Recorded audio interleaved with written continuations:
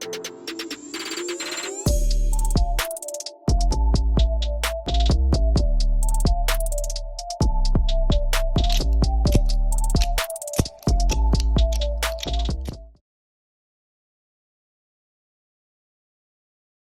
guys, Kev here, and I have a quick review to do for you.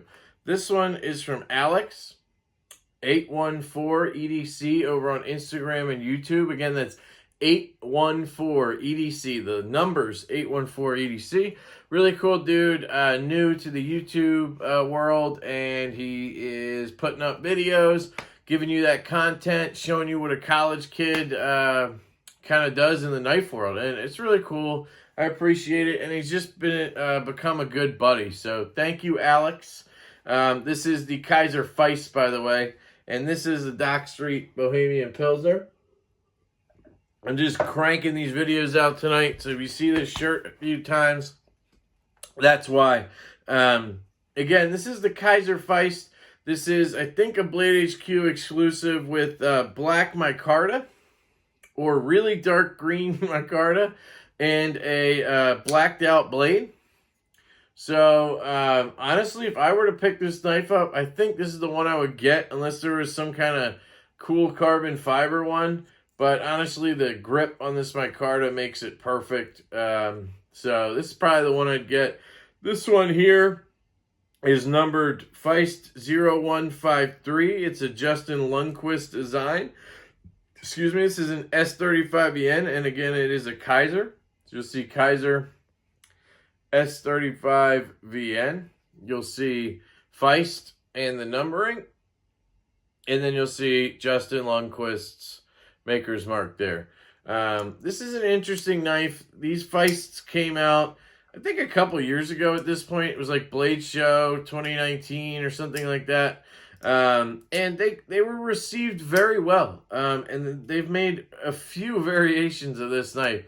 I've seen this knife start, I think, in titanium with S35, satin or stonewash, whatever. And then they did runs in like micarta. They did runs in carbon fiber. They did the blackouts. They did a lower like steel version, I think. At one point they did like N690 to bring the cost down for people, and they had one for like $100. There's a bunch of exclusives. Urban EDC Supply has an exclusive, and Natural micarta. Blade HQ has these exclusive, a bunch of them, I think. Blade HQ does. So it's been a very popular model for Kizer and for Justin Lundquist.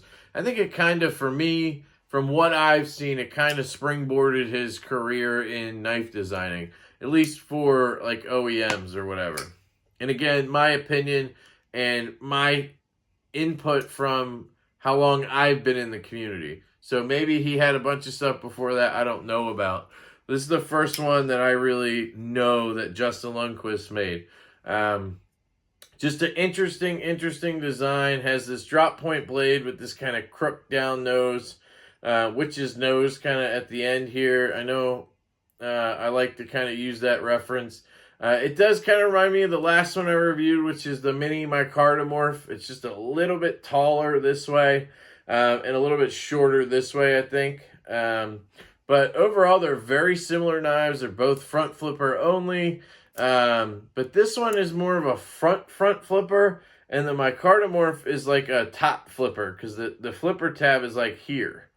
And this is in the front, so you're more going to do the front flip as opposed to trying to do the reach around. It's kind of hard, because by the time you bring the blade up, it kind of runs into your finger here. So there's that. It's very lightweight. It does not weigh much at all. So yeah, let's get started. Aesthetically, cool looking blade there. Very neutral handle. This is, in my opinion, a Ray Laconico looking handle. I have the EZC 1.5 finally back in my possession. And you'll see there, this knife is very Ray Laconico-esque, except it's kind of like the front flipper Laconico. This is so similar to an EZC. It's not even funny, except this is a flipper and this is not. Obviously, the blade shapes are a little different, and there's no groove in the handle, right? But interesting comparison nonetheless. Very neutral handle, fits in your hand very well. No jimping or anything, not needed on a small blade like this. I can fit 4 fingers, just barely, getting my index finger kind of up towards the blade here.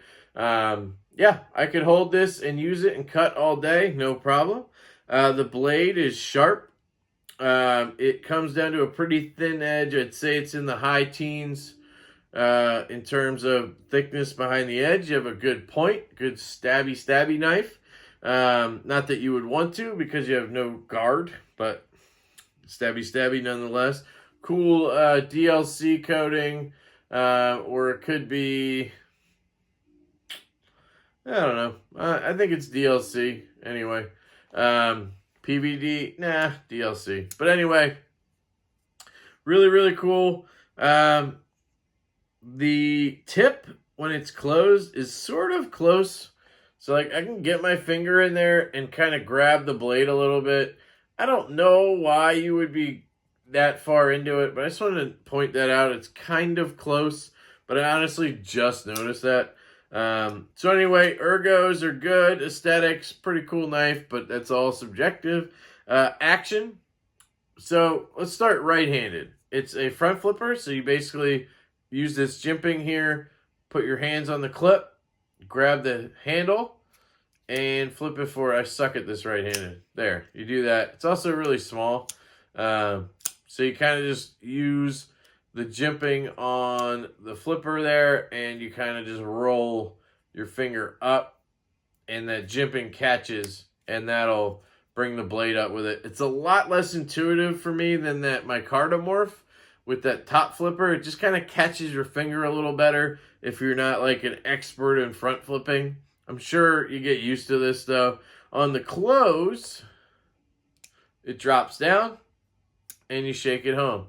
Again, these are remarkably similar if we're comparing it to this mini micardomorph that I just reviewed.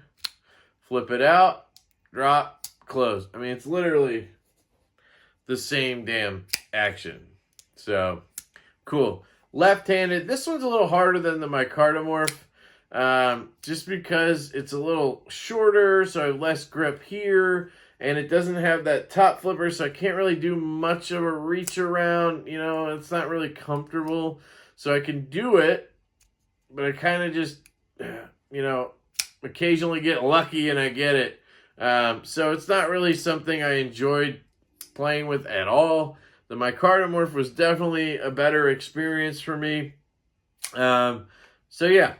It's possible though if you have smaller hands than me, and you can see I can do it. It's just not comfortable, and then where you end up on the handle, it's just not like I end up almost in a draw cut. Like it's just, I don't know. So not my bag there. Carry, you know, you have this much sticking out, which isn't bad, but it is a small knife, so deeper would be better, but it's honestly fine. Carry's good. It cuts just fine, as I mentioned. I just cut a couple pieces of paper, and it goes right through, no issue. Good edge. S35VN is solid steel at this point. It's basically your S30 of yesteryear, right? So yeah, value. So I think these go for like $120, right? If I'm not mistaken. You know, if you're right-handed and you like front flippers and you have small hands and all that jazz, yeah, this thing is cool, guys. I mean, you could have fun with this. You have a good little secondary knife or a sweet little office carry or whatever. Cool. If you're left-handed, I just can't recommend this knife at all. The micardomorph, I could make excuses for. This one I can't. This is just a dud left-handed. The only thing going for it is that this one is a liner lock. I think some of the other models are frame locks. That's dead in the water. So the liner lock thing makes it a little better. If I have it down at my side, I can do this, and you know, it works pretty well, but it just isn't comfortable. It's not fun. So can't recommend it to lefties. Righties, yeah, for sure. Pricing's good on them. No issue at all. So that has been a quick review on the Kizer Feist. I appreciate Alex, 814EDC, for loaning it my way. And I hope you guys have a fantastic day, and I catch you later.